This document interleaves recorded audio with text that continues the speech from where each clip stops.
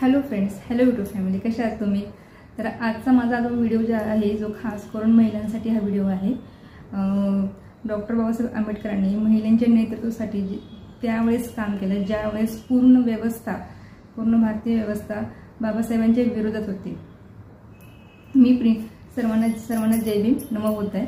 मी प्रियंका संतोष खरात, माझ्या यूट्यूब चॅनलवर तुम्हा सर्वांचं खूप खूप स्वागत आहे।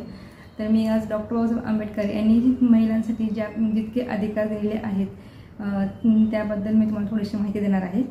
1947 मध्ये ज्यावेळेस आपला भारत स्वतंत्र झाला होता त्यावेळेस भारताचे पहिले कायदेमंत्री डॉक्टर बाबासाहेब आंबेडकर होते।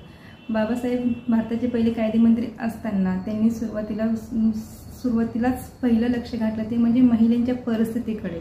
महिलांना ना वारसा हक्क, ना घटस्फोट घेण्याचा हक्क, नाही मूल दत्तक घेण्याचा हक्क असे कोणतेही अधिकार महिलांना नव्हते।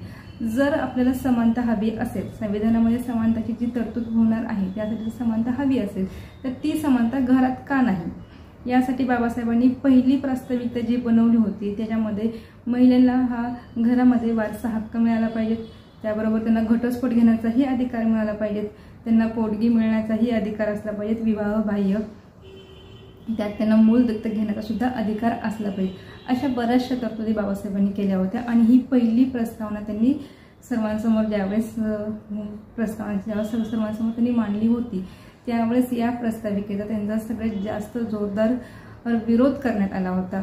राजकीय, पुरोहित, पारंपरिक सर्वजण एकवटले व बाबासाहेबांच्या विरोधात त्यांनी सांगितले आणि घोषणा देण्यात आल्या की हिंदू धर्म या सगळ्या विचारामुळे, या प्रस्ताविकेमुळे जे महिलांसाठी जे अधिकार देण्याचे जे बाबासाहेब बोलत आहेत यामुळे हिंदू धर्म उद्ध्वस्त होणार असे जोरजोरात बऱ्याच घोषणा देण्यात आल्या होत्या।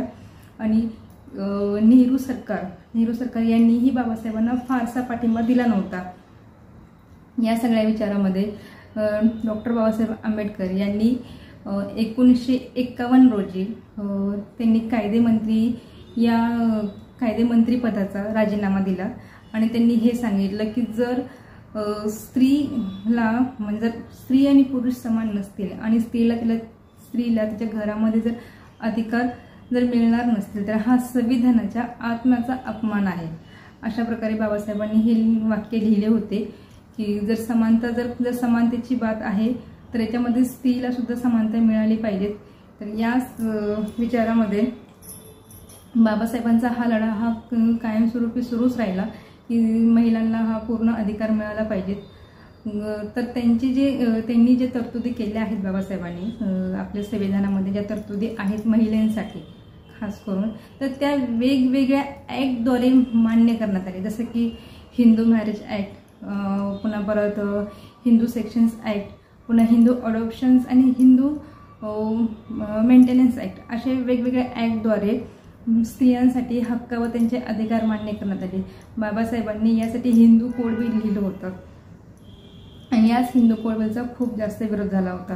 पण 1949 मध्ये वेगवेगळ्या ॲक्टद्वारे हे ज्यावेळेस मान्य झालं त्यावेळेस संविधानामध्ये बाबासाहेबांनी पूर्णपणे अशा तरतूद केल्या की स्त्रीला शिक्षण घेण्याचा अधिकार, काम करण्याचा, घराच्या बाहेर जाऊन काम करण्याचा अधिकार, समान वेतन घेण्याचा अधिकार, मूल दत्तक घेण्याचा, आंतरजातीय विवाह करण्याचा, घटस्फोट घेण्याचा आणि मूल दत्तक घेण्याचा, त्याच्या व्यतिरिक्त जर घटस्फोट घेत असताना जर स्त्रीला मुलं आहेत तर ते मुलं स्वतःकडे ठेवण्याचाही अधिकार, अशा बऱ्याचशा तरतुदी बाबासाहेबांनी संविधानामध्ये नमूद केल्या आहेत।